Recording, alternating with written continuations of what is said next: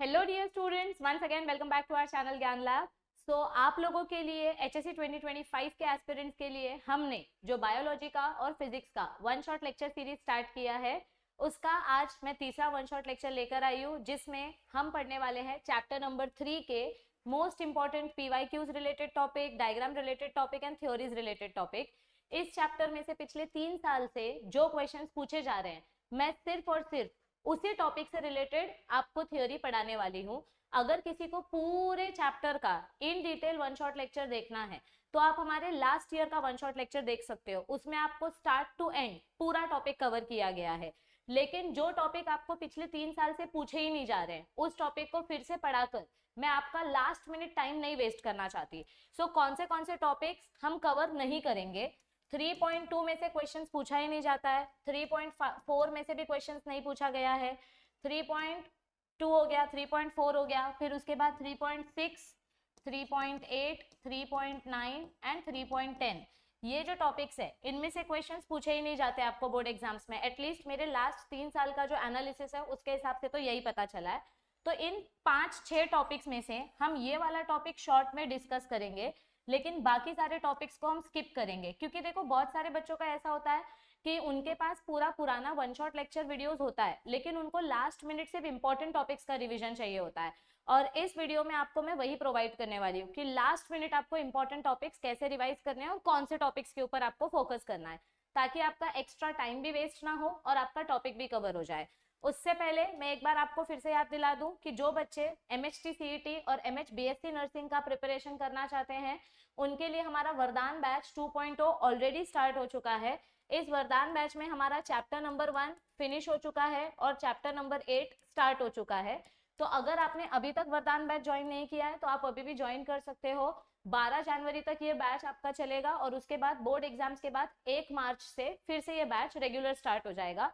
इसमें आपका CET का बायो का पूरा सिलेबस कवर किया जाएगा for MHT CET exam and for BSc nursing exam. बहुत सारे बच्चे अभी तक हमारे ऐप का फ्री मटेरियल का फायदा नहीं उठा पा रहे हैं, तो आप जैसे ही ऐप इंस्टॉल करते हो, लॉगिन करने के बाद लेफ्ट हैंड साइड में आपको फ्री मटेरियल सेक्शन दिखाई देता है, वहां पे जाके आप हमारा फ्री मटेरियल यूज कर सकते हो। और अगर किसी बच्चे को लेक्चर ज्वाइन नहीं करना है लेकिन उनको CET के लिए MCQs प्रैक्टिस करने हैं, तो आप हमारा मॉक टेस्ट भी परचेस कर सकते हो। मॉक टेस्ट में आपको ढेर सारे फुल लेंथ MCQs दिए जाएंगे, जिसमें आपको 2200 से भी ज्यादा MCQs दिया गया है और इसका बहुत ही मिनिमम प्राइस रखा हुआ है, दैट इज 499। तो आपके ऊपर है, आपको फ्री मटेरियल यूज करना है फ्री मटेरियल यूज करो, या आपको परचेस मटेरियल यूज करना है परचेस मटेरियल यूज करो, लेकिन CET की तैयारी आपको शुरू करनी है, तभी आप CET एग्जाम में अच्छे मार्क्स ला पाओगे, अदरवाइज नहीं। ठीक है, चलो आते हैं अपने बोर्ड के टॉपिक्स पे। तो अपना जो आज का चैप्टर है that is inheritance and variation. इस चैप्टर का वेटेज अगर हम देखें तो 4 to 6 मार्क्स इसका वेटेज है। अभी इस चैप्टर का जो टॉपिक नंबर 1 है 3.1, इसमें से आपको इंट्रोडक्शन के पार्ट में से कुछ नहीं पूछा गया, लेकिन आपको ये क्वेश्चन पूछा गया था 2024 के पेपर में कि मेंडल को सक्सेस क्यों मिली। ये देखो, 2024 का अगर मैं पेपर देखूं तो इसमें हमको एक क्वेश्चन पूछा गया था, what are the reasons for success of Mendel. तो थोड़ा सा इंट्रोडक्शन के साथ देखते हैं कि मेंडल सर कौन थे, इस चैप्टर का बेस क्या है, इस चैप्टर में हम पढ़ने क्या वाले हैं। तो देखो, मेंडल सर के बारे में अगर हम देखें, एक सेकेंड ना, यहाँ से देखते हैं। तो मेंडल सर के बारे में अगर हम देखें तो मेंडल सर ने हमें इनहेरिटेंस और वेरिएशन टॉपिक के बारे में समझाया। इनहेरिटेंस मतलब क्या होता है, ये चीज आपने 10th स्टैंडर्ड में भी पढ़ी है। Transfer of characters from one generation to next generation is known as inheritance. इसी फिनोमिनन को हम हेरिडिटी भी बोलते हैं।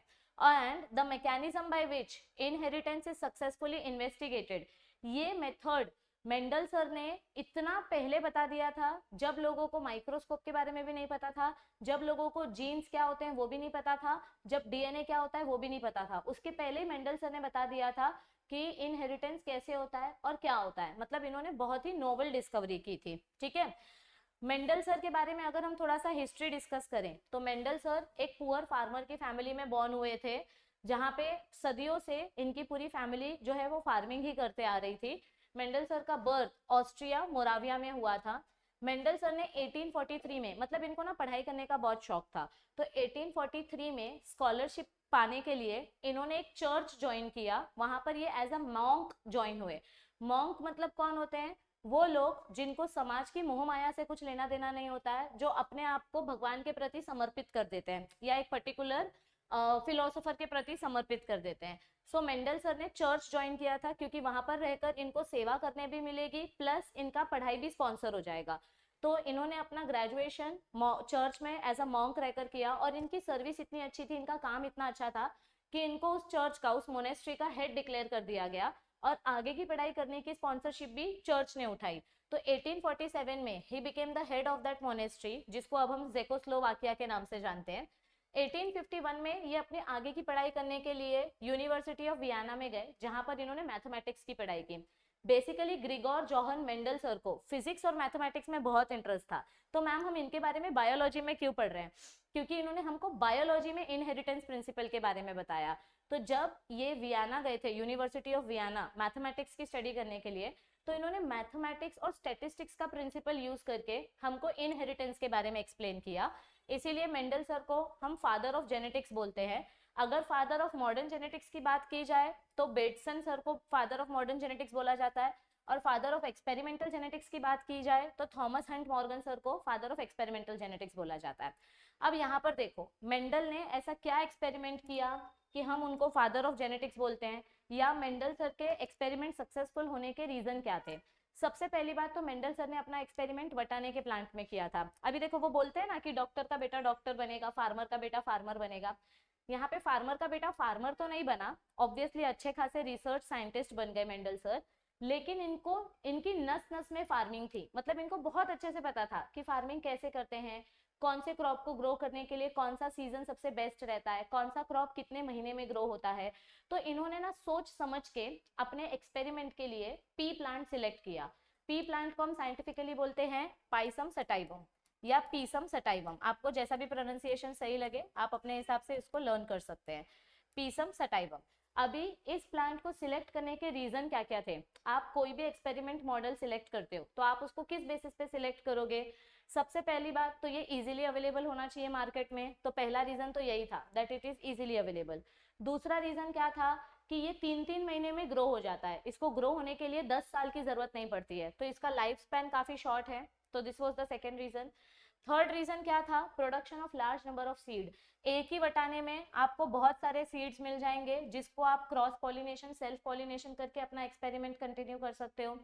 फोर्थ रीजन क्या था कि मुझे इस एक बटाने प्लांट में 7 डिफरेंट कैरेक्टर्स देखने को मिल रहे हैं, मतलब मैं एक ही प्लांट के अंदर अलग अलग कैरेक्टर स्टडी करके अपना एक्सपेरिमेंट और ज्यादा अच्छा बना सकती हूँ। तो इसीलिए इन्होंने बटाना प्लांट सिलेक्ट किया। फिर ये बेसिकली सेल्फ पॉलिनेशन करता है, बटाने का जो फ्लावर होता है वो बाइसेक्सुअल होता है, तो नेचुरली उसमें हमको सेल्फ पॉलिनेशन देखने मिलेगा because it is a bisexual flower. लेकिन इसमें हम आर्टिफिशियली क्रॉस पॉलिनेशन भी कर सकते हैं। अगर मुझे न्यू वेराइटी ग्रो करके देखनी है तो हम वो भी कर सकते हैं। So these are the reasons why Mendel selected pea plant. अब मेंडल सर का एक्सपेरिमेंट सक्सेसफुल क्यों हुआ? उन्होंने ऐसा क्या किया जिसकी वजह से इनके एक्सपेरिमेंट को इतनी सक्सेस मिली? पहला रीजन क्या था मेंडल सर के सक्सेस का कि इनके जो एक्सपेरिमेंट्स थे ये प्रॉपर प्लानिंग के साथ करते थे, और इनके जो सैंपल होते थे, जिस पर्टिकुलर अमाउंट में ये एक्सपेरिमेंट करते थे, इनका सैंपल साइज बहुत बड़ा होता था। मतलब ये एक एक्सपेरिमेंट या 2 एक्सपेरिमेंट करके ऐसा कंफर्म नहीं कर देते थे कि हाँ मेरा मेथड राइट है। ये सेम एक्सपेरिमेंट 100 बार 1000 बार रिपीट करते थे, और अगर सेम रिजल्ट बार बार आया तब जाके ये अपना कंक्लूजन देते थे कि this is the correct method. तो इनका लार्ज सैंपल साइज होता था, this is the first reason. Second reason क्या है? इनका जो भी डेटा था, इनके पास जितने भी नंबर ऑफ प्लांट्स के ऊपर ये एक्सपेरिमेंट करते थे, ये उसका डेटा अपने पास प्रॉपर तरीके से रिकॉर्ड करके रखते थे। मतलब ये मेरा एक्सपेरिमेंट है, ये मेरा सक्सेसफुल हुआ आज का एक्सपेरिमेंट या नहीं हुआ, मैं इसके बारे में लिख के रखूंगा। मतलब इनके फेलियर्स और इनके सक्सेस सारी इंफॉर्मेशन इनके पास रिटर्न फॉर्मेट में अवेलेबल होती थी। So this was the second reason for his success. Third reason क्या था कि इन्होंने जो पी प्लांट सिलेक्ट किया था, इस पी प्लांट में हमको बहुत सारे कैरेक्टर्स एक साथ देखने मिल रहे थे। कॉन्ट्रास्टिंग कैरेक्टर्स मतलब क्या होता है? Different characters which you can see at a single time. तो ये भी इंपॉर्टेंट रीजन है जिस वजह से मेंडलसन ने ये प्लांट सिलेक्ट किया था। फोर्थ रीजन क्या था कि मेंडलसन ने जो प्लांट सिलेक्ट किया था उसमें जो 7 कैरेक्टर्स थे, ये 7 characters they were controlled by single factor each. मतलब हर एक कैरेक्टर को कंट्रोल करने के लिए एक सिंगल जीन अवेलेबल था। सिंगल फैक्टर को हम क्या बोलते हैं? Single gene. और ये जीन्स प्रेजेंट हैं सेपरेट क्रोमोसोम्स पे, और यही जीन्स एक जनरेशन से दूसरे जनरेशन में ट्रांसफर होता है। ये हमारे मेंडल सर का कंक्लूजन था। So this is next reason कि इनका एक्सपेरिमेंट क्यों सक्सेसफुल हुआ, क्योंकि इन्होंने क्रोमोसोम्स, फैक्टर्स और जीन्स जैसी बात यूज की थी जो अभी तक किसी भी साइंटिस्ट ने नहीं एक्सप्लेन किया था। इन्होंने डोमिनेंस का कॉन्सेप्ट हमको एक्सप्लेन किया। डोमिनेंस और रिसेसिव कॉन्सेप्ट मतलब क्या होता है कि अगर एक पावरफुल प्लांट है, एक वीक प्लांट है, अगर आप दोनों को क्रॉस कर रहे हो तो जिस प्लांट का कैरेक्टर एक्सप्रेस होगा वो प्लांट डोमिनेंट होगा, और जिसका कैरेक्टर एक्सप्रेस नहीं होगा वो प्लांट रिसेसिव होगा। तो इन्होंने वो फैक्टर भी यहाँ पर बताया, इस वजह से भी इनका एक्सपेरिमेंट सक्सेसफुल हुआ। तो मेंडल सर के एक्सपेरिमेंट्स को समझने से पहले कुछ टर्म्स एंड टर्मिनोलॉजीज आपको आनी चाहिए। अभी बोर्ड के पॉइंट ऑफ व्यू से देखें तो जो अपना, हाँ ये देखो यहाँ पे मेंडल सर का एक्सपेरिमेंट सक्सेसफुल क्यों हुआ, क्योंकि इन्होंने स्टैटिस्टिकल मेथड यूज किया, इन्होंने मैथमेटिकल लॉजिक यूज किया, इनके पास इनके एक्सपेरिमेंट का एक्यूरेट डेटा प्रेजेंट था कि मेरा कौन से दिन में क्या रिजल्ट आया है, इनका सैम्पलिंग साइज बहुत बड़ा था, और इन्होंने हर एक एक्सपेरिमेंट के पीछे थियोरेटिकल एक्सप्लेनेशन दिया। So these are the reason why Mendel got success in his experiments. अभी ये टेबल आपको कंपलसरी लर्न होना चाहिए। सबसे पहली बात तो आपको इस प्लांट का नाम पता होना चाहिए, पी प्लांट को क्या बोलते हैं। पी प्लांट का साइंटिफिक नेम है पाइसम सटाइवम, ओके। और इसके जो 7 कैरेक्टर्स है उसमें से 7 डोमिनेंट कैरेक्टर्स कौन से हैं और रिसेसिव कैरेक्टर्स कौन से हैं, ये आपको लर्न होने चाहिए। पी स्क्वायर एफ, हाँ नहीं sorry, S square F square P cube, ऐसा आप याद रख सकते हो, या F square S square P cube. So S मतलब seed colour seed shape, F मतलब flower colour flower location, and P से आपका पी पी पी, ऐसे आप याद रख सकते हो कि 7 कैरेक्टर्स है। लेकिन आपको ये लर्न करना पड़ेगा कि डोमिनेंट फ्लावर कलर कौन सा है, रिसेसिव फ्लावर कलर कौन सा है, डोमिनेंट सीड शेप कैसा है, रिसेसिव सीड शेप कैसा है, आपको ये 7 कैरेक्टर्स लर्न करने पड़ेंगे।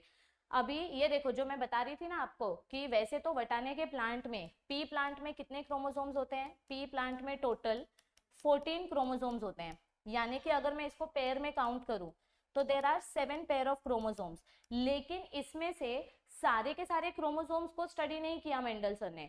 मेंडलसन ने सिर्फ 4 क्रोमोसोम्स को स्टडी किया, chromosome number 1, chromosome number 4, chromosome number 5 and chromosome number 7। बाकी के जो क्रोमोसोम्स हैं, chromosome number 2, chromosome number 3 and chromosome number 6, इसका तो हमने स्टडी नहीं किया, क्योंकि हो सकता है ये लीफ का स्ट्रक्चर बता रहा हो या फिर रूट का स्ट्रक्चर बता रहा हो, तो हमको उससे लेना देना ही नहीं है। हमने जो कैरेक्टर स्टडी किए, ये जो 7 कैरेक्टर्स हमने स्टडी किए, ये 7 कैरेक्टर्स 4 क्रोमोसोम पे प्रेजेंट थे, और वो 4 क्रोमोसोम कौन से थे, 1 4 5 7। तो ये सब आपको याद ही नहीं रखना है, this is from NEET point of view, पर ये आपको याद रखना है कि वटाने के प्लांट में टोटल 14 क्रोमोसोम्स होते हैं, यानी कि 7 पेयर ऑफ क्रोमोसोम्स होते हैं। अभी ये सारे टर्मिनोलॉजीज आपको 2022 में भी पूछी नहीं गई है, 2023 में भी इसका डेफिनेशन नहीं पूछा गया है, 2024 में भी इसका डेफिनेशन नहीं पूछा गया है। तो ये टॉपिक मैं कवर नहीं करने वाली हूँ। लास्ट ईयर के वन शॉट वीडियो में मैंने ये टॉपिक कवर किया है। किसी को अगर ये टॉपिक देखना है तो आप लास्ट ईयर का वन शॉट वीडियो देख सकते हो, लेकिन अभी मैं ये टॉपिक एक्सप्लेन करके टाइम नहीं वेस्ट करूंगी, क्योंकि हम सिर्फ और सिर्फ पीवाईक्यूज वाले टॉपिक कर रहे हैं। जो टॉपिक इंपॉर्टेंट है मैं सिर्फ वही एक्सप्लेन कर रही हूँ ताकि आपका टाइम वेस्ट ना हो। तो हम ये सब टॉपिक स्किप करेंगे, ठीक है। मुझे पता है लालच आता है पढ़ने का, पर आप लास्ट ईयर का वन शॉट वीडियो देख सकते हो। इस साल मैं कुछ अलग कर रही हूँ, कुछ हटके करने की कोशिश कर रही हूँ, तो मैं सेम चीज पढ़ा पढ़ा के बोर हो गई हूँ। तो 3.2 वाला टॉपिक नहीं है, बोर्ड एग्जाम्स में आया ही नहीं है, इसीलिए 3.2 वाला टॉपिक हम स्किप करेंगे। 3.3 वाला जो टॉपिक है ये आपको पूछा गया है, क्योंकि आपको क्वेश्चन आया था एक्सप्लेन लॉ ऑफ डोमिनेंस। ये देखो 2023 में आपको क्वेश्चन पूछा गया था डिफाइन इनकम्प्लीट डोमिनेंस, और यहाँ पे 2022 में था, हाँ, explain law of dominance and compare this law with incomplete dominance and codominance. तो लॉ ऑफ डोमिनेंस ये 3.3 वाले टॉपिक में से है, तो हमको ये टॉपिक अच्छे से करना पड़ेगा, ठीक है। चलो देखते हैं लॉ ऑफ डोमिनेंस के बारे में क्या बताया है। यस तो मेंडल सर ने ना हमको 3 लॉज दिए थे। पहला लॉ था लॉ ऑफ डोमिनेंस, दूसरा लॉ था law of purity of gametes, और तीसरा लॉ था लॉ ऑफ इंडिपेंडेंट असॉर्टमेंट। तो मैं आपको सिंपल भाषा में एक्सप्लेन करती हूँ लॉ ऑफ डोमिनेंस मतलब क्या होता है।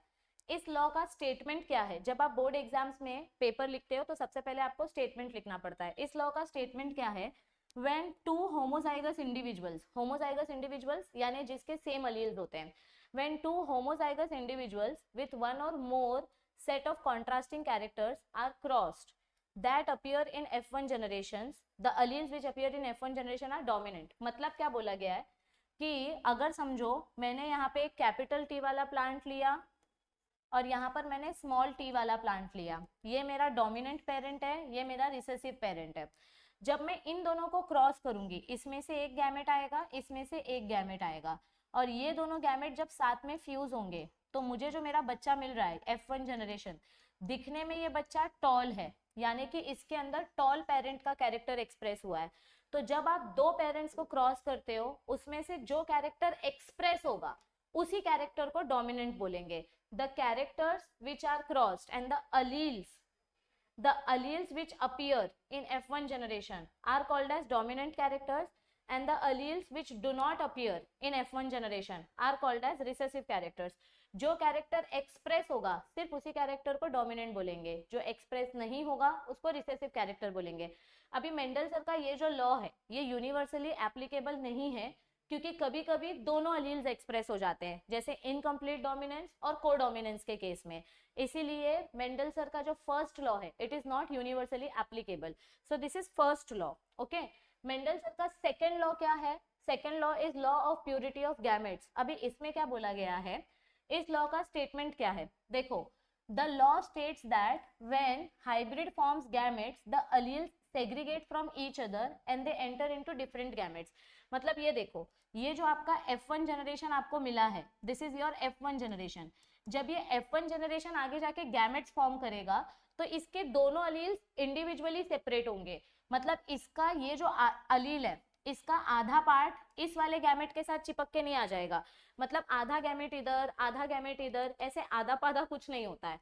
आपका जब गैमेट सेपरेट होता है तो individually single single gamete separate होते हैं। तो this separation of gamete is known as law of segregation या law of purity of gametes. यहाँ पे आपको क्या दिखाई देगा? That the gametes formed are pure, यानी एक गैमेट के अंदर एक ही अलील रहेगा, या तो डोमिनेंट या तो रिसेसिव। इसीलिए इस लॉ को हम लॉ ऑफ सेग्रीगेशन या law of purity of gametes बोलते हैं, और सिर्फ यही लॉ यूनिवर्सली एप्लीकेबल है। This is the only law which is without any exception. तो ये लॉ सबसे हटके है, इसीलिए दिस इज वेरी इंपॉर्टेंट, ठीक है।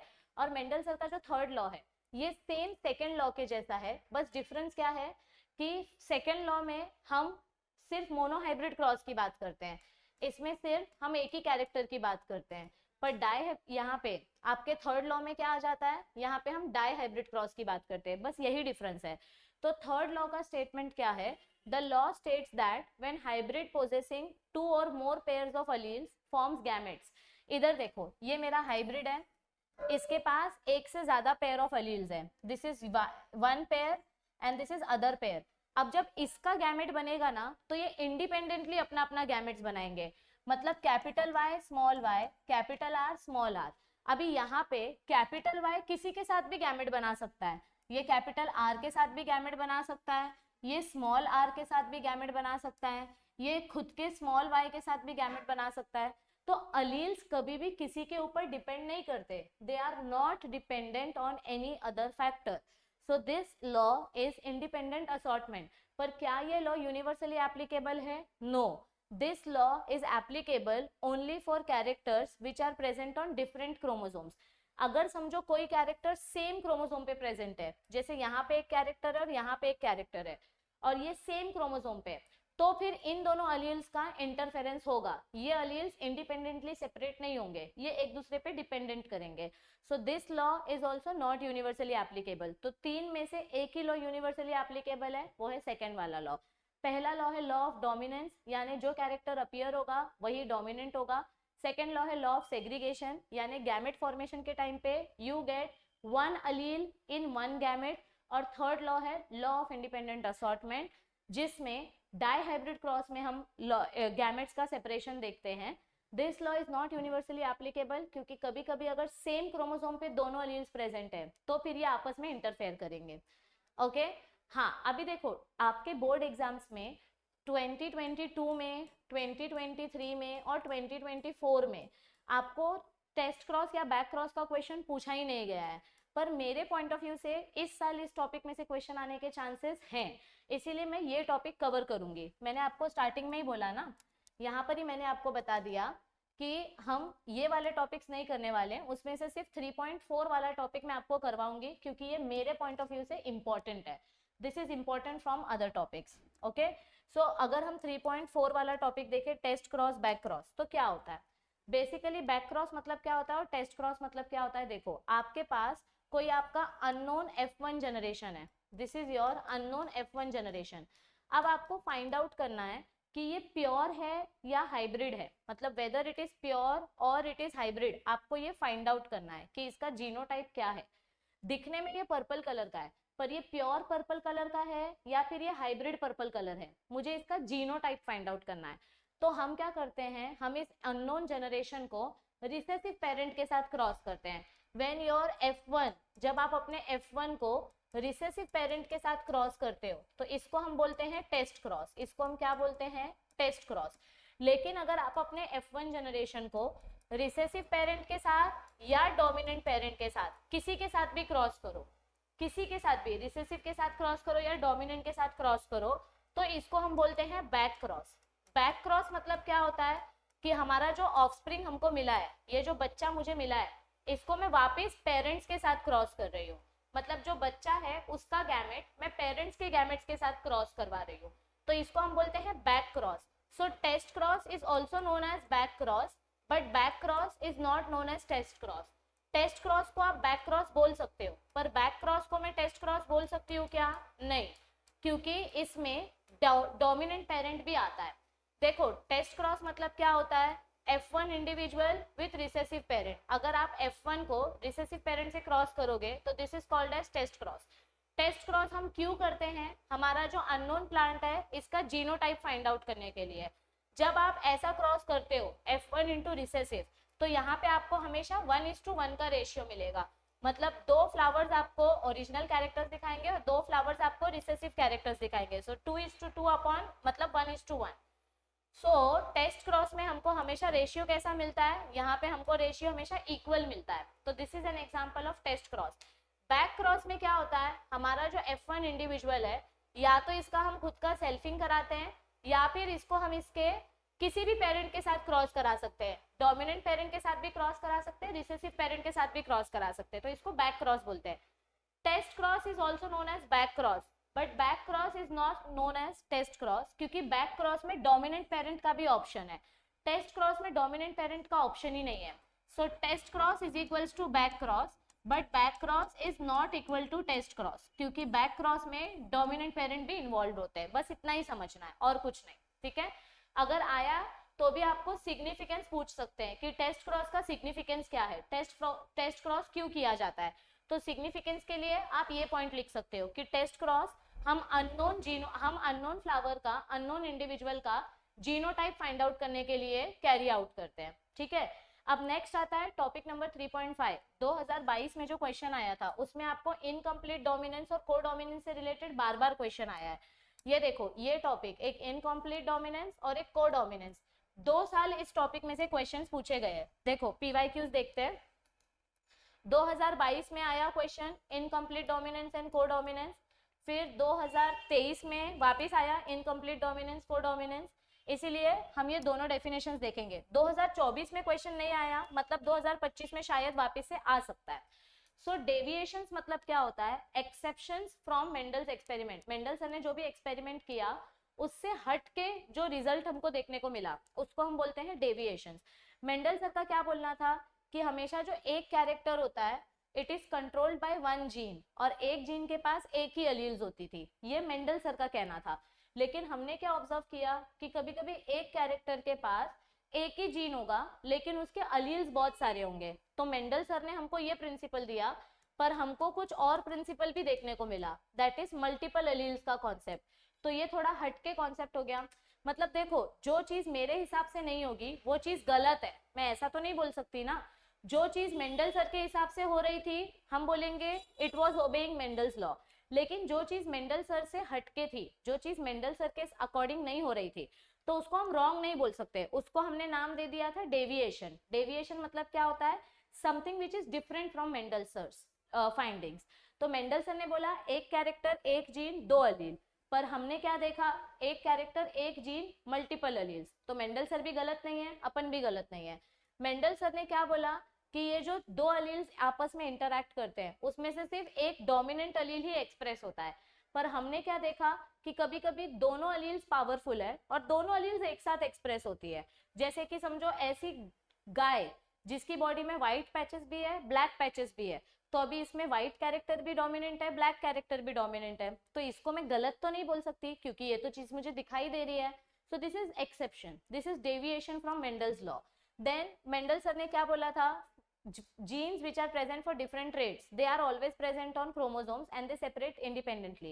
पर हर बार ऐसा होता है क्या, नहीं, कभी कभी सेम क्रोमोसोम पे जीन्स प्रेजेंट होते हैं जो डिफरेंट सेपरेट होते हैं। सो दिस इज ऑल्सो एक्सेप्शन। तो यहाँ पे मेंडल सर से अलग जो एक्सपेरिमेंट्स हमको देखने मिला उसका नाम हमने दिया था नियो मेंडलिज्म। तो नियो मेंडलिज्म के दो कॉन्सेप्ट थे, एक इंट्राजेनिक इंटरैक्शन, एक इंटरजेनिक इंटरैक्शन। कभी कभी आपको एमसीक्यू में पूछा जाता है, ठीक है। जैसे देखो यहाँ पे 2023 में एक एमसीक्यू पूछा गया था, अच्छा नहीं ठीक है, सीईटी में पूछा गया है, यहाँ पे नहीं है, ठीक है, विल लीव दैट। हाँ, तो कभी कभी एमसीक्यू में पूछा जाता है कि इंट्राजेनिक इंटरैक्शन का एग्जांपल क्या है और इंटरजेनिक इंटरैक्शन का एग्जांपल क्या है। इंट्राजेनिक इंटरैक्शन का एग्जांपल क्या आएगा, इनकम्प्लीट डोमिनेंस एंड कोडोमिनेंस। मतलब इसमें क्या होता है कि सेम जीन हमको कुछ अलग कैरेक्टर दिखा रहे हैं। इंटरजेनिक में क्या होता है, यहाँ पे हम अलग जीन्स की बात करते हैं, जीन्स प्रेजेंट ऑन सेम और डिफरेंट क्रोमोसोम्स।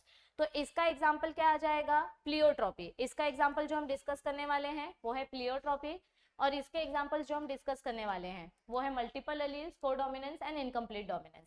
तो यहाँ पे देखो इनकम्प्लीट डोमिनेंस में जब आप डेफिनेशन लिखते हो मैम तो भी मुझे मार्क्स नहीं मिलता है, क्योंकि आप लोग एक बहुत कॉमन सी मिस्टेक करते हो जो मैं हमेशा बच्चों को बताती हूँ। टीचर ना आंसर में हमेशा कीवर्ड ढूंढती है कि आपने जो इंपॉर्टेंट वर्ड है वो लिखा है कि नहीं लिखा है। आप 2-2 पेज 4-4 पेज आंसर लिख के आ जाओ, लेकिन अगर आप अपना मेन कीवर्ड नहीं लिखोगे तो आपके आंसर का कोई सेंस नहीं बनेगा।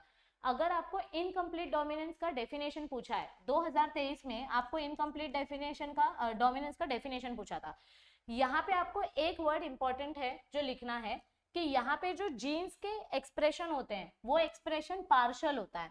यानी कि दोनों जीन्स, आप एक डोमिनेंट जीन एक रिसेसिव जीन को जब लेते हो और दोनों को जब आप साथ में क्रॉस कराते हो तो यहाँ पे दोनों जीन्स इक्वली एक्सप्रेस नहीं होते हैं, दोनों जीन्स पार्शियली एक्सप्रेस होते हैं। तो यहाँ पे वर्ड कौन सा इंपॉर्टेंट आपको मेंशन करना है, पार्शियल एक्सप्रेशन ऑफ अलील्स। यहाँ पर अगर आपने ये वर्ड यूज नहीं किया तो आपके आंसर का कोई सेंस नहीं बनेगा। तो देखो अगर मैं मेंडल सर के हिसाब से चलती तो मुझे ये फ्लावर कैसे दिखाई देना चाहिए था, रेड कलर का दिखाई देना चाहिए था, क्योंकि यहाँ पे डोमिनेंट अलील रेड है। लेकिन नेचर ने तो मुझे कुछ और ही दिखाया, ये फ्लावर रेड की जगह मुझे पिंक कलर का दिखाई दिया। तो मैं इसको ऐसे आंख बंद करके इग्नोर तो नहीं कर सकती ना कि नहीं नहीं बाबा तूने मेंडल का लॉ फॉलो नहीं किया है तो मैं तेरे को एक्सेप्ट नहीं करूंगी। अपन ऐसा नहीं कर सकते, नेचर में बहुत सारे एक्सेप्शंस होते हैं। तो जो चीज मेंडल से अलग है दैट इज नियो मेंडलिज्म। तो यहाँ पर इनकम्प्लीट डोमिनेंस में हमको क्या देखने को मिलता है, जब दो अलील्स हाफ हाफ तरीके से एक्सप्रेस होते हैं, पार्शियल तरीके से एक्सप्रेस होते हैं, तो उसको हम बोलते हैं इनकम्प्लीट डोमिनेंस वाला फैक्टर। यहाँ पर जो हमको F1 इंडिविजुअल मिलता है, this individual is different from the Mendel's F1 individual. अब आपको एग्जाम पॉइंट ऑफ व्यू से इसका डेफिनेशन याद रखना है और इसका एग्जाम्पल याद रखना है कि कौन से प्लांट में ये एग्जाम्पल किया गया था, मिराबिलिस जलापा, 4 o'clock प्लांट बोलते हैं इसको हम, मिराबिलिस जलापा। ये प्लांट यानी रातरानी वाला स्पीशीज है। ये प्लांट का एग्जाम्पल आपको याद रखना है कि जब आप एक रेड फ्लावर एक व्हाइट फ्लावर को क्रॉस करोगे तो आपको यहाँ पे पिंक फ्लावर मिलेगा। पिंक फ्लावर मतलब हाफ कैरेक्टर्स रेड का, हाफ कैरेक्टर्स व्हाइट का, यानी कि दोनों अलील्स पार्शियली एक्सप्रेस हुए हैं। सो this is important in incomplete dominance. को डोमिनेंस का डेफिनेशन अगर हम देखें तो को मतलब क्या होता है, साथ में। अब यहाँ पर आपको इंपॉर्टेंट कीवर्ड क्या याद रखना है, that both the alleles express themselves equally. ये कीवर्ड आपको याद रखना है, equally in F1 hybrids. This is the keyword for this answer. मतलब यहाँ पर अगर आप दो अलग अलग एनिमल्स को क्रॉस कर रहे हो, ये दोनों एकदम स्ट्रॉन्ग है, दोनों डोमिनेंट है, तो दोनों इक्वली एक्सप्रेस होंगे। आपको दोनों कैरेक्टर्स का प्रेजेंस यहाँ पर देखने को मिलेगा। तो इसका एग्जाम्पल आप क्या याद रख सकते हो कि coat colour in cattles, yes coat colour in cattles वाला एग्जाम्पल हम याद रख सकते हैं। रोन कलर, रोन कलर मतलब क्या होता है, ऐसा कलर फॉर्मेशन, पैचेस वाला फॉर्मेशन दिखाई देना। तो इनकम्प्लीट डोमिनेंस मतलब you get partial expression of alleles, codominance मतलब you get equal expression of alleles, और लॉ ऑफ डोमिनेंस में क्या होता है, only one character is expressed and the character which is expressed is known as dominant character. तो तीनों में difference है, incomplete dominance, codominance and law of dominance, तीनों में डिफरेंस है। यहाँ पर आपको दोनों अलील्स एक्सप्रेस होते हुए दिखाई देंगे, यहाँ पे आपको दोनों अलील्स आधा आधा एक्सप्रेस होते हुए दिखाई देगा, लेकिन दोनों का फिनोटाइप और जीनोटाइप रेशियो सेम है। ये देखो, आपको 1 मार्क के लिए क्वेश्चन पूछा जा सकता है कि दोनों में सिमिलैरिटीज क्या है, इनकम्प्लीट डोमिनेंस और कोडोमिनेंस का सिमिलैरिटीज बताओ। तो इनकम्प्लीट डोमिनेंस का फिनोटाइप और जीनोटाइप रेशियो क्या है, 1:2:1, और कोडोमिनेंस का भी फिनोटाइप और जीनोटाइप रेशियो देखो क्या है, 1:2:1। तो यहाँ पे दोनों जीन्स इक्वली एक्सप्रेस हो रहे हैं, यहाँ पे दोनों जीन्स हाफ हाफ एक्सप्रेस हो रहे हैं, पर दोनों का फिनोटाइप और जीनोटाइप रेशियो सेम है। This is the similarity that you can mention in your answer. ये हो गया अपना इनकम्प्लीट डोमिनेंस और कोडोमिनेंस। अभी नेक्स्ट एग्जांपल कौन सा है, मल्टीपल अलील्स। तो अब देखो मल्टीपल अलील्स के बारे में क्या बताया है, ये भी इंट्राजेनिक इंटरैक्शंस में ही आता है। मल्टीपल अलील्स का मतलब क्या होता है, there is a single trait, यहाँ पर कैरेक्टर एक ही है, we are going to talk about single trait, और इसके लिए हमारे पास जीन भी एक ही प्रेजेंट है, we have a single gene, लेकिन इसके लिए जो अलील्स है, एक्चुअली मेंडल सर के अकॉर्डिंग 2 अलील्स होना चाहिए, बट यहाँ पर हमें क्या देखने को मिलता है, प्रेजेंस ऑफ मल्टीपल अलील्स। ये अलील्स मिलकर हमारा एक सिंगल कैरेक्टर डिसाइड करेंगे। मतलब हम यहाँ पर अगर ड्रोसोफिला का एग्जाम्पल ले, तो ड्रोसोफिला हमारा फ्रूट फ्लाई, जो फ्रूट्स के आसपास जो मक्खी भिन भिन आती रहती है, उसको हम ड्रोसोफिला बोलते हैं, उस मक्खी का नाम ड्रोसोफिला मेलानोगेस्टर है। तो ड्रोसोफिला जो ये अपना इंसेक्ट है, इस ड्रोसोफिला के विंग्स का स्ट्रक्चर अगर हम देखें, तो यहाँ पे कैरेक्टर एक ही है। कौन से कैरेक्टर की बात हो रही है, विंग्स के स्ट्रक्चर के बारे में बात हो रही है। इसके लिए जीन कौन सा वाला प्रेजेंट है, VG, this is the gene. लेकिन इसके जो टाइप्स है, इसके जो अलील्स है, अलील्स मतलब क्या होता है, डिफरेंट टाइप्स ऑफ जीन्स। तो यहाँ पर आपको VG के बहुत सारे टाइप्स देखने को मिलेंगे, इसको बोलते हैं मल्टीपल अलीलिज्म।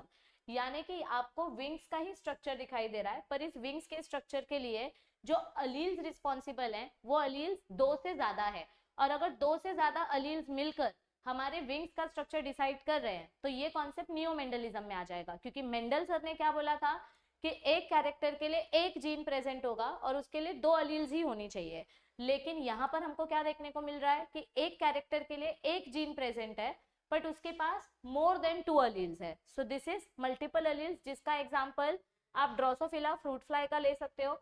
इसमें जो कैरेक्टर आपको इजीली दिखकर आता है, उस कैरेक्टर को बोलते हैं वाइल्ड टाइप कैरेक्टर, और बाकी के इसके म्यूटेंट टाइप अलील्स होते हैं। ठीक है, इसका सेकेंड एग्जाम्पल हम ब्लड ग्रुप वाला भी ले सकते हैं। देखो यहाँ पे सिंगल ट्रेट की मैं बात करूं, तो यहाँ पर सिंगल ट्रेट अपना क्या है, this is blood group.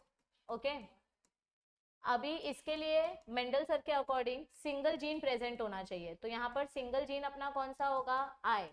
Okay, लेकिन मेंडल सर के अकॉर्डिंग यहाँ पर आइडियली 2 अलील्स होना चाहिए था, बट ऐसा नहीं है। यहाँ पर अपने पास 3 अलग अलग टाइप के अलील्स प्रेजेंट है, और वो अलील्स कौन से हैं, यस, एक है IA, एक है IB, और एक है I0, जिसको हम स्मॉल I से भी रिप्रेजेंट करते हैं। तो मेंडल सर के अकॉर्डिंग यहाँ पर मेरे पास सिर्फ 2 अलील्स होना चाहिए था, पर मेरे पास यहाँ पे 2 से ज्यादा अलील्स है, जिसकी वजह से मेरा ब्लड ग्रुप का कैरेक्टर डिसाइड हो रहा है। So when more than 2 alleles decide a single trait, it is called as multiple allelism। और इसका एग्जैक्ट अपोजिट फिनोमिनन है प्लियोट्रॉपी। प्लियोट्रॉपी में क्या होता है, यहाँ पे आपके पास एक कैरेक्टर है, मतलब ये देखो यहाँ पे क्या हो रहा है, मेंडल सर ने क्या बोला था कि एक ट्रेट के लिए एक जीन होना चाहिए और इसके लिए 2 अलील्स होना चाहिए। तो यहाँ पे उल्टा है, यहाँ पे 2 अलील्स हैं बराबर, यहाँ पे एक ही जीन है बराबर, पर ये 2 अलील्स के वजह से जो कैरेक्टर डिसाइड हो रहा है वो एक कैरेक्टर नहीं है, यहाँ पे मुझे मोर देन 1 कैरेक्टर एक्सप्रेस हो रहा है, एक्सप्रेस होता हुआ दिखाई दे रहा है, मोर than 1 character is being expressed. तो दिस इज नियोमेंडलिज्म। नॉर्मली 1 कैरेक्टर दिखना चाहिए, ट्रेट मतलब कैरेक्टर, लेकिन यहाँ मुझे एक से ज्यादा कैरेक्टर एक्सप्रेस होते हुए दिखाई दे रहा है। कैसे मैम, ये देखो यहाँ पे अगर मैं कैरेक्टर की बात करूं तो मुझे मल्टीपल कैरेक्टर्स दिखाई देंगे, लेकिन हम पहले जीन की बात करते हैं। यहाँ पर जीन कौन सा इन्वॉल्व है, HB, this is the gene which is 1। अभी इसके अलील्स 2 हैं, 2 कौन से अलील्स हैं, एक है HBA, this is the normal allele, और एक है HBS, this is the sickle cell allele. तो अभी मेंडल सर के अकॉर्डिंग एक जीन के पास 2 अलील्स होना चाहिए, ये भी फॉलो हो रहा है, ये भी फॉलो हो रहा है। तो इस कॉन्सेप्ट को नियो मेंडलिज्म में क्यों डाला, क्योंकि इस अलील के वजह से मुझे अलग अलग कैरेक्टर्स देखने को मिल रहे हैं। अगर मेरे पास दोनों नॉर्मल अलील्स आए तो मुझे पहला जो कैरेक्टर मिलेगा it will B normal child. अगर समझो बच्चे के पास एक हेल्दी अलील है, एक सिकल सेल वाला अलील है, तो जो बच्चा मुझे मिलेगा it will be sickle cell carrier. और अगर समझो दोनों बच्चों के मतलब बच्चे के पास दोनों सिकल सेल वाले अलील्स आए तो ये बच्चा अनेमिक पैदा होगा, यानी पैदा होते ही कुछ महीनों में इसकी डेथ हो जाएगी, या फिर ये डेड पैदा होगा, सर्वाइव ही नहीं कर पाएगा क्योंकि उसके पास हेल्दी ब्लड सेल्स ही नहीं होंगे। सो यहाँ पर आपको 2 अलील्स से 3 अलग अलग कैरेक्टर्स देखने मिल रहे हैं, मतलब 3 अलग अलग टाइप के बच्चे देखने को मिल रहे हैं, नॉर्मल बच्चा, कैरियर बच्चा, सिकल सेल बच्चा। तो एक से ज्यादा कैरेक्टर एक्सप्रेस हो रहा है। मल्टीपल अलील्स में क्या हो रहा था, मल्टीपल अलील्स में आपके पास एक ही कैरेक्टर था। कौन सा कैरेक्टर था, विंग्स का एग्जाम्पल, और इसके लिए जीन भी एक ही थी। कौन सी जीन थी, वीजी, लेकिन इसके लिए अलील्स मल्टीपल थे, इसके लिए अलील्स मल्टीपल प्रेजेंट थे। ओके, प्लियोट्रॉपी में उल्टा हो रहा है, प्लियोट्रॉपी में एक से ज्यादा कैरेक्टर्स है, एक ही जीन है, 2 अलील्स है, but they are expressing more than 1 characters. So this is the difference between multiple alleles and pleiotropy. अभी ये वाला टॉपिक 2022, 2023, 2024 एग्जाम में नहीं आया है, तो ये टॉपिक हम नहीं कवर करेंगे। इसमें से अगर आपको बहुत ज्यादा पढ़ने का मन कर रहा है तो सिर्फ इतना पढ़ लो, क्रोमोसोमल थ्योरी ऑफ इनहेरिटेंस किसने दिया था, फाइनल थ्योरी किसने दिया था, Walter Sutton and Theodor Boveri, इन्होंने हमको क्रोमोसोमल थ्योरी ऑफ इनहेरिटेंस दिया था। बस ये एक स्टेटमेंट पढ़ लो, ठीक है। हम सीधा जाते हैं अपने टॉपिक नंबर 3.7 में। 3.7 में हम क्रोमोसोम का स्ट्रक्चर्स देखने वाले हैं। ओके, क्या हो जाता है इसको बार बार, हाँ यस। सो ये देखो, यहाँ पे हम क्रोमोसोम्स का स्ट्रक्चर देखने वाले हैं। ये टॉपिक इंपॉर्टेंट है क्योंकि इसमें से आपको क्वेश्चंस पूछे गए हैं। ये देखो, क्रोमोसोम से रिलेटेड क्वेश्चंस आपको हर साल पूछे गए हैं। ये क्रोमोसोमल डिसऑर्डर वाला है, ये छोड़ दो। ये देखो, एक्स क्रोमोसोम वाई क्रोमोसोम का स्ट्रक्चर आपको पूछा गया है, तो दिस इज इंपॉर्टेंट क्वेश्चन। और यहाँ पर डिसऑर्डर्स है, तो 2023 में पूछा गया था ना, तो 2025 में भी पूछा जा सकता है, और ये PYQ का टॉपिक है तो इसको तो स्किप नहीं कर सकते। तो क्रोमोसोम्स वाला टॉपिक हम पढ़ेंगे। क्या बताया गया है, देखो क्रोमोसोम्स वाले टॉपिक में सबसे पहली बात तो क्रोमोसोम ये वर्ड किसने दिया था, वोल्डेयर नाम के साइंटिस्ट ने ये वर्ड कॉइन किया था। तो ये चीज आपको सीईटी में पूछी जा सकती है। अगर हम क्रोमोसोम के साइज की बात करें तो हर एक स्पीशीज में क्रोमोसोम की साइज अलग अलग होती है।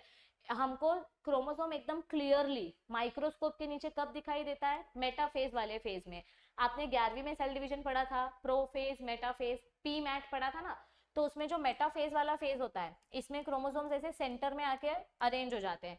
तो यहाँ पर हम इसका लेंथ मेजर करते हैं। So the size of the chromosome is visible during metaphase, और उसकी साइज हमको कितनी दिखाई देती है, 0.1 to 0.1 to 33 micrometre in length and 0.2 to 2 micrometre in its thickness.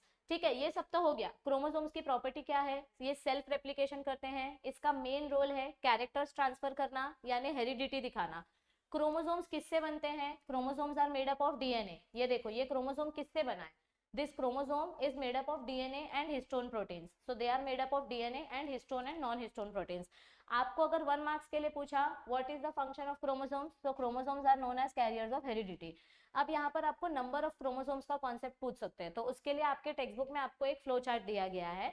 जब आप क्रोमोसोम्स के नंबर के बारे में बात करते हो तो वहां पर हम वर्ड यूज करते हैं प्लॉइडी। प्लॉइडी मतलब क्या होता है, नंबर ऑफ क्रोमोसोम्स। तो देखो, अगर क्रोमोसोम्स एकदम इक्वल सेट में प्रेजेंट है, जैसे 2 का सेट, 4 का सेट, 6 का सेट, तो हम उसको बोलेंगे यूप्लॉइडी। यूप्लॉइडी मतलब क्या होता है, exact equal set of chromosomes are repeated. जैसे यहाँ पे n मतलब समझो 23 क्रोमोसोम्स, तो 2n मतलब 46, 3n में और 23 ऐड कर दो तो यहाँ पे हो जाएगा 69। तो ऐसे आपको exact set of chromosomes repeat होते हुए दिखाई देंगे, इसको बोलेंगे यूप्लॉइडी। लेकिन समझो अगर आपके सेट में से एक क्रोमोसोम कम हो गया, सिर्फ एक सिंगल क्रोमोसोम कम हो गया या 2 क्रोमोसोम्स कम हो गए, तो आपका सेट पूरा खराब हो जाता है, उसका सीक्वेंस बिगड़ जाता है, तो उसको बोलते हैं एनयूप्लॉइडी। एनयूप्लॉइडी मतलब एबनॉर्मल सेट ऑफ क्रोमोसोम्स। तो यहाँ पर 2 टाइप का एनयूप्लॉइडी होता है, एक हाइपोप्लॉइडी, एक हाइपरप्लॉइडी। हाइपो मतलब क्या होता है, क्रोमोसोम्स लेस हो जाना, और हाइपर मतलब क्या हो जाता है, क्रोमोसोम्स मोर हो जाना। अगर मेरे टोटल सेट में से एक क्रोमोसोम कम हो गया तो उसको मैं बोलूंगी मोनोसोमी। मोनोसोमी का एग्जाम्पल क्या है, टर्नर सिंड्रोम, एक एग्जाम्पल हम बोल सकते हैं, अगर समझो मेरे क्रोमोसोम्स के सेट में से पूरा का पूरा 2 क्रोमोसोम्स कम हो गया, मतलब एक सेट ही गायब हो गया, तो उसको मैं बोलूंगी नलीसोमी। आपने 11th स्टैंडर्ड में सेट चैप्टर में नल सेट पढ़ा है ना, ऐसा आपका एम्प्टी ब्रैकेट्स रहता है, तो इसको हम नल सेट बोलते हैं क्योंकि इसके अंदर एक भी फिगर नहीं है। तो अगर समझो मेरे पास 46 क्रोमोसोम्स है, उसमें से 2 क्रोमोसोम्स गायब हो गए, मतलब एक पूरा सेट ऑफ क्रोमोसोम्स गायब हो गया, तो that is called as nullisomy. अगर मेरे क्रोमोसोम्स के सेट में एक क्रोमोसोम ऐड हो गया, तो उसको मैं बोलूंगी ट्राइसोमी, क्योंकि बेसिकली क्रोमोसोम्स का पेयर कैसे होता है, जैसे चप्पल की जोड़ी 2-2 में होती है, 3 चप्पल का जोड़ी नहीं लेते हैं ना अपन, 2 चप्पल को मिला के एक पेयर बनता है, तो वैसे ही 2 क्रोमोसोम्स एक साथ रहते हैं। अगर इसमें एक एक्स्ट्रा क्रोमोसोम आ गया तो ये 3 तिगड़ा हो गया, 3 तिगड़ा काम तगड़ा या 3 तिगड़ा काम बिगड़ा, आपके ऊपर है। सो यहाँ पर एक क्रोमोसोम जब एक्स्ट्रा हो जाता है, इस फिनोमिनन को हम बोलते हैं ट्राइसोमी। अब इसका एग्जाम्पल क्या क्या आ सकता है, डाउन सिंड्रोम हम एग्जाम्पल ले सकते हैं, लाइन फिल्टर सिंड्रोम हम एग्जाम्पल ले सकते हैं, जिसको हम आगे डिस्कस करने वाले हैं। और अगर पूरा का पूरा 2 क्रोमोसोम्स एक्स्ट्रा आ गया तो उसको बोलेंगे टेट्रासोमी। पर ये और ये जल्दी नहीं होता है, ये और ये बहुत ही ज्यादा कॉमन फैक्टर है, ठीक है। अब क्रोमोसोम के स्ट्रक्चर के बारे में बात करते हैं। इसके ऊपर क्वेश्चंस आपको डिटेल में नहीं आते हैं, ऑब्जेक्टिव टाइप क्वेश्चन पूछे जाते हैं। तो क्रोमोसोम का स्ट्रक्चर हमको मेटाफेज में बहुत ही क्लियरली दिखाई देता है। ये क्वेश्चन आपको एमसीक्यू में पूछा जा सकता है कि क्रोमोसोम कौन से फेज में क्लियरली विजिबल होता है। It is clearly visible during metaphase. Chromosome के स्ट्रक्चर को अगर आप ध्यान से देखोगे तो यहाँ पे जो आपको प्राइमरी कंस्ट्रिक्शन वाला रीजन दिखाई दे रहा है ना, दिस प्राइमरी कंस्ट्रिक्शन, यहाँ पे एक स्पेशल डिस्क जैसी प्रोटीन प्रेजेंट होती है, ऐसे हैंडल जैसा एक प्रोटीन प्रेजेंट होता है, disc shape plate is present. उस डिस्क शेप प्लेट को बोलते हैं काइनेटोकोर। उस काइनेटोकोर प्रोटीन का काम क्या होता है, ये देखो, ये काइनेटोकोर प्रोटीन है। इस काइनेटोकोर प्रोटीन का काम क्या होता है, सेल डिवीजन के टाइम पे ये काइनेटोकोर प्रोटीन के साथ अपना स्पिंडल फाइबर बाइंड होता है और ये क्रोमोसोम्स को ऐसे बीच में से सेपरेट करता है। मतलब ये एक टाइप का हुक है, मैंने यहाँ पे इस हुक को अटका दिया और यहाँ पे इस हुक को अटका दिया, अब मैं क्रोमोसोम को बीच में से खींच सकती हूँ। तो ये हुक अटकाने के लिए यहाँ पे जो काइनेटोकोर प्रोटीन है, वो काइनेटोकोर प्रोटीन प्राइमरी कंस्ट्रिक्शन के पास प्रेजेंट होती है। कभी कभी कुछ कुछ क्रोमोसोम्स में हमको सेकेंडरी कंस्ट्रिक्शंस भी देखने को मिलते हैं। It is not common in all chromosome, sometimes. तो सेकेंडरी कंस्ट्रिक्शन 1 के पास हमको यहाँ पर न्यूक्लियोलस ऑर्गेनाइजर देखने मिलता है, जो आगे जाके न्यूक्लियोलस बनाएगा, क्योंकि न्यूक्लियोलस से राइबोसोम्स बनेंगे, प्रोटीन फैक्ट्री। और कुछ कुछ क्रोमोसोम्स में हमको न्यूक्लियोलस ऑर्गेनाइजर के पास, सेकेंडरी कंस्ट्रक्शन साइट 1 के पास सैटेलाइट बॉडी देखने को मिलती है। इस सैटेलाइट बॉडी का कुछ फंक्शन नहीं है, they are just helpful in the structure of chromosomes, बस इतना ही बोला है।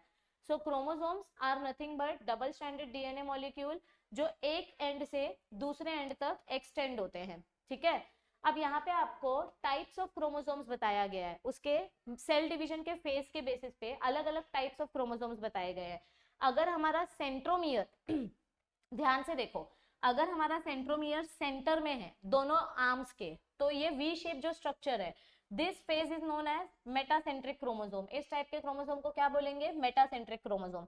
अगर हमारा सेंट्रोमियर सेंटर से थोड़ा सा दूर है तो इसको बोलेंगे सब मेटासेंट्रिक। अगर हमारा क्रोमोसोम थोड़ा सा और दूर है सेंटर से तो इसको बोलेंगे एक्रोसेंट्रिक।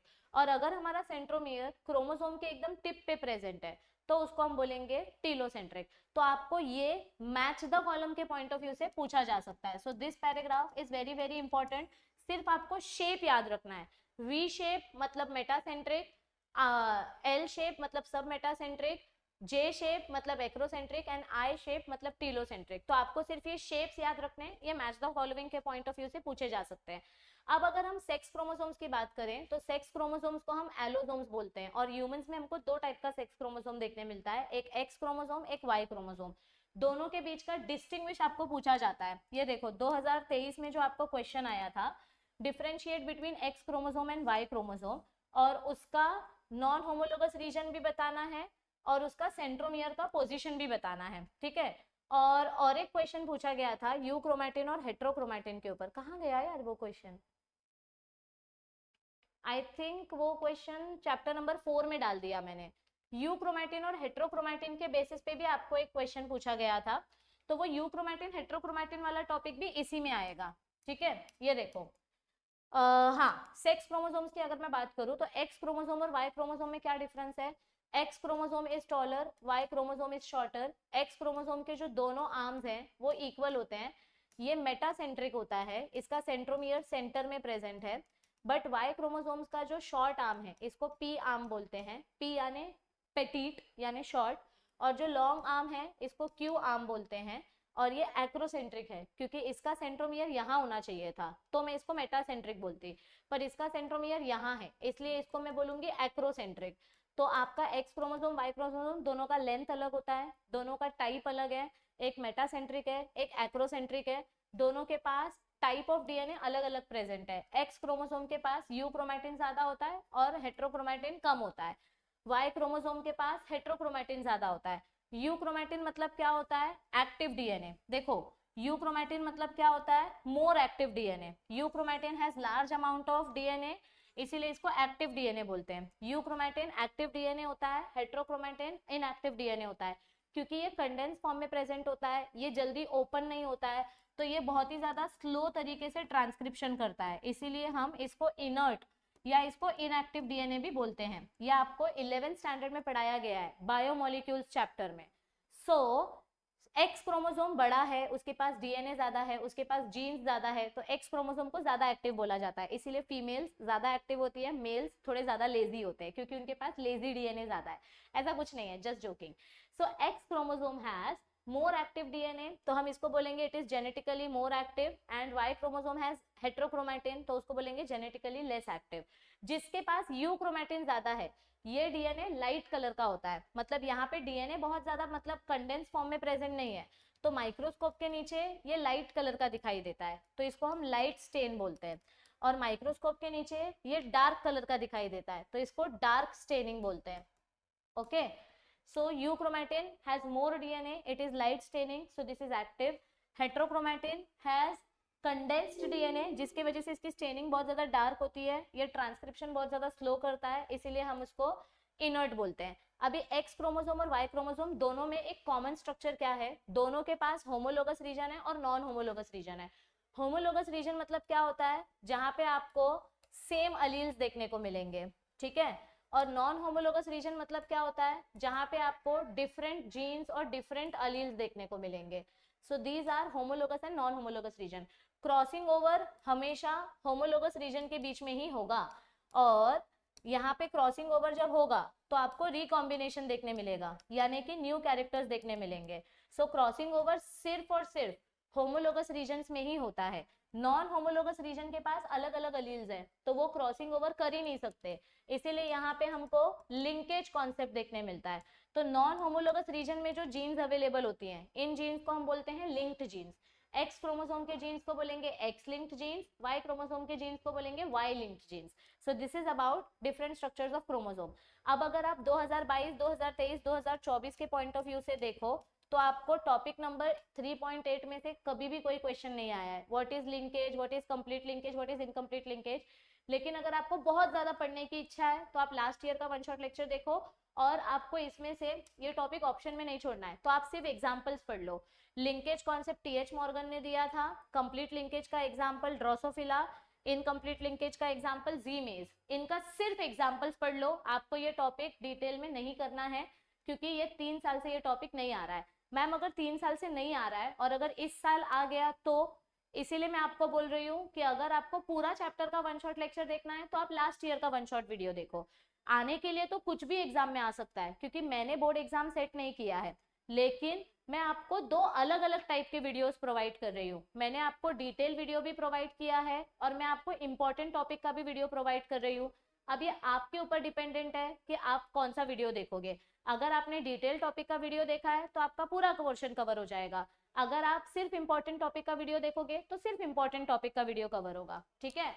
सो आप सिर्फ एग्जांपल्स लर्न कर लो लिंकेज वाले टॉपिक में से, बाकी आप ऑप्शन में छोड़ दोगे तो भी चलेगा क्योंकि इसमें से एग्जाम में पूछा ही नहीं गया है। ये मॉर्गन्स एक्सपेरिमेंट वगैरह कुछ नहीं आया है। 3.9 वाला जो टॉपिक है सेक्स डिसऑर्डर, इसमें से भी एग्जाम में कुछ नहीं पूछा गया है। ऑटोसोमल डिसऑर्डर्स ये सब आपके बोर्ड एग्जाम्स में आया ही नहीं है। विडोज पीक, फिनाइल कीटोन्यूरिया कुछ नहीं आया है। 3.10 में से भी कुछ नहीं आया है। सेक्स लिंक डिसऑर्डर्स इसमें से भी आपको कुछ नहीं आया है। वायलिंक ये सब सीईटी में क्वेश्चन आया है, मैं बोर्ड्स के पॉइंट ऑफ व्यू से बोल रही हूँ, बोर्ड्स में इसमें से कुछ भी नहीं आया है, ये कुछ भी क्रॉसेस वगैरह कुछ नहीं आया है। हाँ अभी हम 3.11 वाला टॉपिक देखें तो बोर्ड्स के पॉइंट ऑफ व्यू से इसमें से क्वेश्चन आया गया है। देखो क्या क्वेश्चन आया है, लेट अस सी। बर्ड्स का, ये देखो इधर पे ये तो 3.12 का टॉपिक है, दिस इज 3.12। ये देखो आपको सेक्स डिटर्मिनेशन बर्ड्स का पूछा गया है विच इज 3.11 बस। सो हम इसीलिए ये टॉपिक पढ़ रहे हैं सेक्स डिटर्मिनेशन वाला, अदरवाइज ये टॉपिक 10वीं में भी था। तो यहाँ पर क्या बताया गया है कि जिन ऑर्गेनिजम्स के पास यूनिसेक्सुअल ऑर्गन होते हैं उन ऑर्गेनिजम्स को हम बोलते हैं डायएशियस, और जो बाइसेक्सुअल एनिमल्स या बाइसेक्सुअल ऑर्गेनिजम्स होते हैं उनको हम बोलते हैं हर्माफ्रोडाइट या मोनोएशियस एनिमल्स। अगर हम ह्यूमंस की बात करें तो ह्यूमंस आर डायएशियस, मतलब वी आर यूनिसेक्सुअल। मेल्स के पास मेल रिप्रोडक्टिव ऑर्गन होगा, फीमेल के पास फीमेल रिप्रोडक्टिव ऑर्गन होगा। एक्स क्रोमोसोम की डिस्कवरी किसने की थी? जर्मनी के एक बायोलॉजिस्ट हैं हेंकिंग, जो एक इंसेक्ट के ऊपर स्टडी कर रहे थे, अनासा ट्रिस्टिस। इन्होंने अनासा ट्रिस्टिस के अलग अलग स्पर्म्स के ऊपर स्टडी की थी। 50% स्पर्म्स में इनको वाई क्रोमोसोम का स्ट्रक्चर दिखा और 50% स्पर्म्स में इनको कुछ अलग सा स्ट्रक्चर दिखा। उस अलग से स्ट्रक्चर का नाम इन्होंने एक्स बॉडी रखा था और आगे जाके ये एक्स बॉडी का ही नाम एक्स क्रोमोसोम पड़ गया। तो हम ऐसा बोल सकते हैं एक्स क्रोमोसोम की डिस्कवरी हेंकिंग नाम के साइंटिस्ट ने की थी। अभी देखो सेक्स डिटर्मिनेशन की अगर हम ह्यूमंस में बात करें तो ह्यूमंस का सेक्स किसके ऊपर डिपेंड करता है कि बच्चा मेल होगा या फीमेल होगा? वो डिपेंड करता है स्पर्म के ऊपर, क्योंकि हमारे पास स्पर्म 2 टाइप्स के होते हैं। तो आप किसी भी एनिमल का एग्जांपल ले लो, मैं आपको सबसे सिंपल ट्रिक बता रही हूँ। जो भी पेरेंट, चाहे मदर हो या फादर हो, जो पेरेंट हेटेरोगेमेटिक होगा, जो पेरेंट हेटेरोगेमेटिक होगा उसी के ऊपर डिपेंड करेगा कि बच्चे का सेक्स क्या है। जैसे ह्यूमंस के केस में मेल्स के पास 2 अलग अलग टाइप के गैमेट्स होते हैं, तो मेल डिसाइड करता है कि बच्चा मेल होगा कि फीमेल होगा। बर्ड्स का एग्जांपल ले लो, बर्ड्स के केस में क्या होता है, यहाँ पे जो हमारी फीमेल बर्ड है दिस इज हेटेरोगेमेटिक, तो जो भी पेरेंट हेटेरोगेमेटिक है उसी के ऊपर डिपेंड करेगा कि बच्चा मेल है कि फीमेल है। तो यहाँ पे सेम टू सेम ह्यूमंस जैसा ही कॉन्सेप्ट है, पर यहाँ पे हमने अल्फाबेट चेंज कर दिया। ह्यूमंस के लिए हमने XY लिया था, बर्ड्स के लिए ZW ले लिया। ह्यूमंस में XX इज फॉर फीमेल्स, यहाँ पे ZZ इज फॉर मेल्स। तो हमने रिवर्स कर दिया है पर कॉन्सेप्ट सेम है।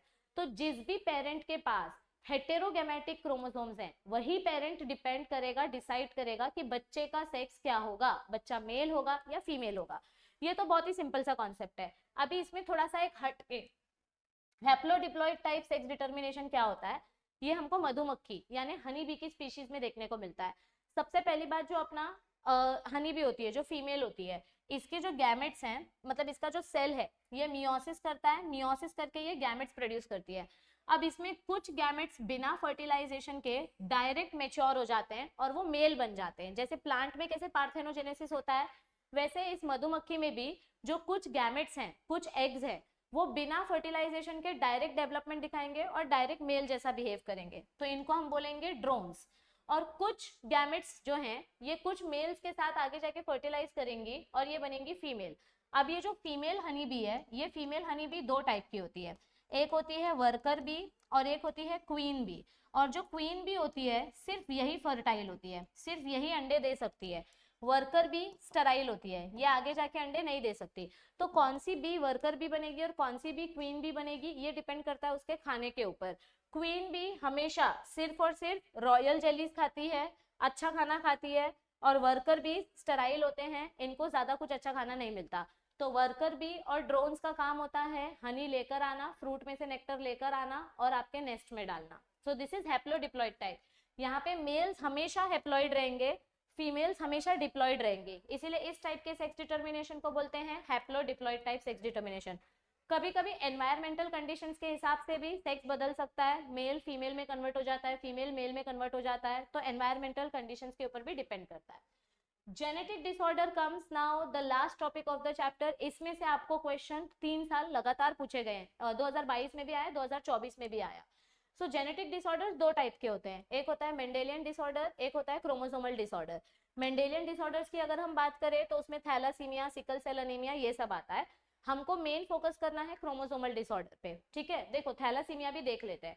थैलासीमिया एक टाइप का जेनेटिक डिसऑर्डर है। ये कैसा डिसऑर्डर है? It is an recessive disorder. इसमें बेसिकली होता क्या है, हमारा जो हीमोग्लोबिन चेन है, ये देखो ये जो हमारे हीमोग्लोबिन चेन्स है ना, ये चेन्स फॉर्म नहीं होते हैं।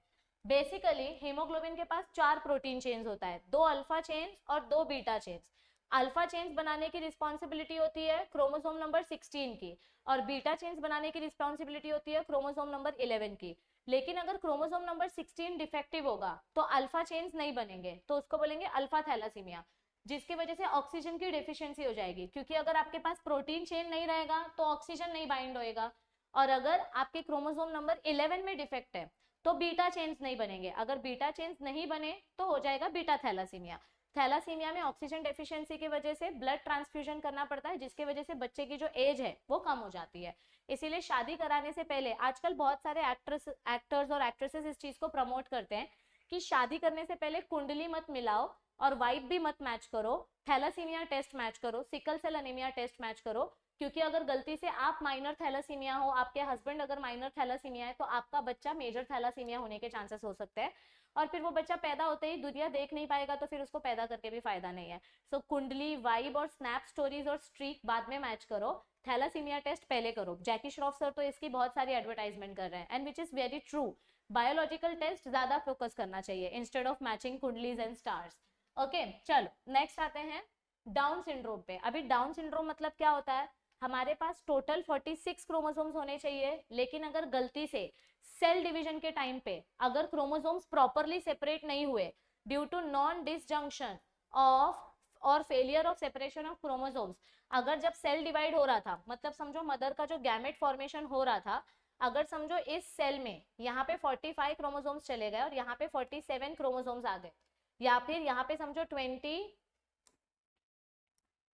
यहाँ पे ये मेल का ये फीमेल का एग सेल डिवीजन हो रहा है, यहाँ पे 22 क्रोमोसोम्स चले गए, यहाँ 24 क्रोमोसोम्स आ गए।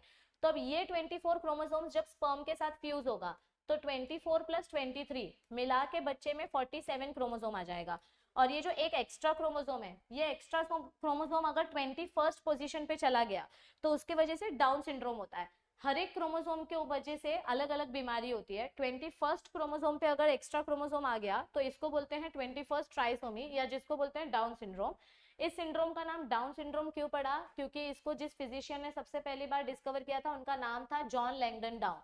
बेसिकली ये जो बच्चे होते हैं इनका physical maturity, sexual maturity, mental maturity, intellectual maturity कुछ नहीं होता है। ये दिखने में बड़े होते जाते हैं बट इनकी इंटरनल डेवलपमेंट और इंटरनल ग्रोथ नहीं होती है। इनका फेशियल स्ट्रक्चर से ही आपको पता चल जाता है, इनका फेस पफी होता है, हैंड्स फ्लैट होते हैं, पाम ब्रॉड होता है। So this is how down syndrome patient looks, इसको हम ट्राइसोमी बोलते हैं। तो ये आपको याद रखना है। देखो क्वेश्चंस कैसे टाइप के पूछे जा सकते हैं, ये देखो, identify the chromosomal disorder caused due to non disjunction of 21st number of chromosome. तो ये डिसऑर्डर कौन सा है, डाउन सिंड्रोम। अब इसके सिम्टम्स बताओ, तो डाउन सिंड्रोम के सिम्टम्स क्या लिख सकते हो आप, कि डाउन सिंड्रोम के पेशेंट्स में आपको डेवलपमेंट ठीक तरीके से दिखाई नहीं दे रही है, इनका फेशियल स्ट्रक्चर थोड़ा सा अलग होता है, इनका हेड, इनका ईयर वगैरह थोड़ा राउंड और फ्लैट होता है। तो ये सिम्टम्स आपको लिखने हैं। अब समझो आपको पूछा टर्नर सिंड्रोम के बारे में, जैसे 2024 में आपको क्वेश्चन पूछा है लाइन फिल्टर सिंड्रोम। अभी एक बार डाउन सिंड्रोम का क्वेश्चन आ गया, एक बार टर्नर सिंड्रोम का क्वेश्चन लाइन फिल्टर सिंड्रोम का आ गया, है ना। तो आपको वापस से इससे रिलेटेड क्वेश्चन आ सकता है, व्हाट आर क्रोमोसोमल डिसऑर्डर्स आपको बताना है, एंड टर्नर सिंड्रोम डिसऑर्डर क्या होता है, एक्सोमोनिसोमी मोनोसोमी, और लाइन फिल्टर सिंड्रोम क्या होता है, सेक्स, ये अपना सेक्स ट्राइसोमी है, सेक्स क्रोमोसोम ट्राइसोमी। तो देखो टर्नर सिंड्रोम मतलब क्या होता है, यहाँ पे जब आपका क्रोमोसोम्स ठीक तरीके से सेपरेट नहीं हुआ है, it is also due to non disjunction of sex chromosome. ये non disjunction of sex chromosomes की वजह से हुआ है और ये नॉन डिसजंक्शन ऑफ ऑटोसोम की वजह से हुआ है। ये याद रखो, ये जो क्रोमोसोम है ना, ऑटोसोम वाला क्रोमोसोम अगर ठीक तरीके से सेपरेट नहीं हुआ तो डाउन सिंड्रोम होगा, और अगर सेक्स क्रोमोसोम वाला क्रोमोसोम ठीक तरीके से सेपरेट नहीं हुआ, समझो मदर का जो सेक्स क्रोमोसोम है वो एक सेल में 22 क्रोमोसोम्स है और एक सेल में 24 आ गया। अब ये वाला क्रोमोसोम, इसके पास सेक्स क्रोमोसोम है ही नहीं, there is no sex chromosome, और जो मेल का स्पर्म है इसके पास सेक्स क्रोमोसोम है, इसके पास एक्स है। तो जब ये वाला क्रोमोसोम इस एग के साथ फ्यूज करेगा तो मेरे इस बच्चे में 45 क्रोमोसोम्स होंगे, लेकिन इसके पास सिर्फ एक एक्स क्रोमोसोम होगा, इसके पास मदर का सेक्स क्रोमोसोम होगा ही नहीं। तो इसको हम एक्सओ मोनोसोमी भी बोलते हैं, या फिर इसको आप टर्नर सिंड्रोम भी बोलते हो। अब ऐसे में दिखने में ये बच्ची दिखने में फीमेल जैसी दिखेगी, लेकिन इसका हाइट डेवलप नहीं होगा ठीक तरीके से, इसका हेयर लाइन अनडेवलप्ड होगा, इसका चेस्ट एकदम फ्लैट होगा मैन जैसा, और ओवरीज डेवलप नहीं होंगी, इंटेलिजेंस डेवलप नहीं होगा, मेंस्ट्रुअल साइकिल डेवलप नहीं होगा। तो these are the symptoms of Turner syndrome. Klinefelter syndrome is known as XXY males, ये भी एक टाइप का क्रोमोसोमल डिसऑर्डर है जो कि सेक्स क्रोमोसोमल डिसऑर्डर है। यहाँ पे भी क्या होता है, non disjunction of X chromosome during meiosis, मतलब यहाँ पे भी सेक्स क्रोमोसोम ठीक तरीके से अगर डिवाइड नहीं हुआ तो यहाँ पे एक एक्स्ट्रा एक्स क्रोमोसोम रह जाता है, जिसके वजह से ये बच्चा पैदा होना चाहिए था मेल जैसा, पर दिखने में रहता है मेल, पर इसके अंदर कैरेक्टर्स फीमेल देखने को मिलते हैं। सो इंडिविजुअल दिखने में मेल होता है, ओवरऑल उसकी मैस्कुलिन डेवलपमेंट होती है, लेकिन उसके अंदर कुछ कैरेक्टर्स फीमेल के हो जाते हैं, जैसे कि ब्रेस्ट का अचानक से डेवलपमेंट हो जाना, बॉडी का फेमिनाइन तरीके से बिहेव करना, स्पर्म डेवलपमेंट ठीक तरीके से नहीं होता है, कुछ कुछ कंडीशंस में तो ये मेल स्टेराइल भी हो सकते हैं क्योंकि इनकी बॉडी में टेस्टोस्टेरोन हार्मोन नहीं बनता है। तो ये जो लाइन फिल्टर सिंड्रोम है, इनके वजह से ये जो ट्रांसजेंडर्स और यूनिक्स फॉर्म होते हैं, ये अपनी मर्जी से ऐसे नहीं होते, ये क्रोमोसोमल डिफेक्ट की वजह से होता है। तो डाउन सिंड्रोम क्यों होता है, मैं बार बार बोल रही हूँ, डाउन सिंड्रोम क्यों होता है, due to non disjunction of autosomes. Turner syndrome क्यों होता है, due to non disjunction of sex chromosome. And Klinefelter syndrome क्यों होता है, due to non disjunction of X chromosome. इसका रीजन याद रखो, डाउन सिंड्रोम में ऑटोसोम सेपरेट नहीं हुआ और टर्नर सिंड्रोम और लाइन फिल्टर सिंड्रोम में सेक्स क्रोमोसोम सेपरेट नहीं हुआ, इसीलिए ये बीमारी होती है और इसके सिम्टम्स हमको क्या क्या है वो यहाँ पे दिए गए हैं। ठीक है, सो आई होप आपको ये चैप्टर समझ में आया होगा। मैंने इस चैप्टर में से जो अनवांटेड टॉपिक है वो सीधा सीधा स्किप कर दिया है। अगर आपको ऐसा लग रहा है कि अरे यार मुझे जो मैम ने स्किप कर दिया है वो आएगा, जैसे समझो मैंने टॉपिक नंबर 3.2 उड़ा दिया, 3.4 मैंने आपको एक्सप्लेन कर दिया है, 3.6 हमने नहीं किया, 3.8 हमने नहीं किया, 3.9 हमने नहीं किया, 3.10 हमने नहीं किया। तो अगर आपको ऐसा लग रहा है कि ये टॉपिक्स में से कुछ आ सकता है तो इसमें से आप सारे एग्जाम्पल्स लर्न करके जाओ, मैंने आपको पहले ही बोल दिया एग्जाम्पल्स लर्न करना है। और अगर आपको इसका वीडियो देखना है तो आप हमारा इसका लास्ट ईयर का वन शॉट देख लो, ऐसा नहीं है कि मैंने आपको ये एक्सप्लेन ही नहीं किया है, लास्ट ईयर के वन शॉट वीडियोस में आपको ये पूरा एक्सप्लेनेशन मिल जाएगा। लेकिन इस साल मुझे थोड़ा सा नया पैटर्न ट्राई करना था, मुझे सिर्फ इंपॉर्टेंट टॉपिक्स एक्सप्लेन करने थे, इसीलिए मैं अनवांटेड टॉपिक्स के ऊपर बिल्कुल फोकस नहीं कर रही हूँ। आप इस वीडियो को जितना ज्यादा शेयर करोगे और जितने ज्यादा आपके कमेंट्स आएंगे कि आपको ऐसा ही वीडियोस चाहिए, तो ही मैं नेक्स्ट वन शॉट वीडियो लेकर आऊंगी ताकि आपकी अच्छे से हेल्प हो सके। नहीं तो फिर हमारा वीडियोस बना के भी फायदा नहीं है, कंटेंट देके भी फायदा नहीं है, अगर आपको देखना ही नहीं है तो फिर हम भी अपना टाइम नहीं वेस्ट करेंगे। तो अब आपके ऊपर डिपेंड करता है कि आप इस वीडियो को कितना ज्यादा से ज्यादा लाइक शेयर करते हो, चैनल को सब्सक्राइब करते हो, क्योंकि आपके रिस्पॉन्स के बेसिस पर ही अब आगे की फिजिक्स और बायो की वीडियोस आने वाली है। अगर आपको सीईटी की प्रिपरेशन करना है तो आप वरदान बैच ज्वाइन कर सकते हो, या फिर आप हमारा मॉक टेस्ट प्रैक्टिस ले सकते हो, इससे भी आपकी सीईटी की और इसमें से मॉक टेस्ट में से भी बहुत सारे बोर्ड्स के एमसीक्यूज पूछे जाते हैं, तो आप बोर्ड्स के एमसीक्यू प्रैक्टिस के लिए भी मॉक टेस्ट परचेस कर सकते हो, इट्स टोटली योर चॉइस। लेकिन सीईटी का भी तैयारी हो जाएगा, ठीक है। और बहुत सारे बच्चों का ऐसा डाउट रहता है कि मैम ऐप पे ना फ्री मटेरियल पता नहीं कहाँ पे है, तो फ्री मटेरियल जैसे ही आप लॉगिन करोगे, लॉगिन करने के बाद लेफ्ट हैंड साइड में 3 लाइन आती है, वहां पे आपको फ्री मटेरियल सेक्शन मिलेगा, वहां पे जाके आप फ्री मटेरियल डाउनलोड कर सकते हो। सो वीडियो को ज्यादा से ज्यादा शेयर करो, लाइक करो, सब्सक्राइब करो, क्योंकि अब आपके रिस्पॉन्स पे डिपेंडेंट है कि नेक्स्ट वीडियो आना है या नहीं आना है, ठीक है। All the best for your board exams, I see you all very soon. तब तक के लिए टेक केयर बच्चों, प्लीज पढ़ना चालू करो, क्योंकि अभी नहीं तो कभी नहीं।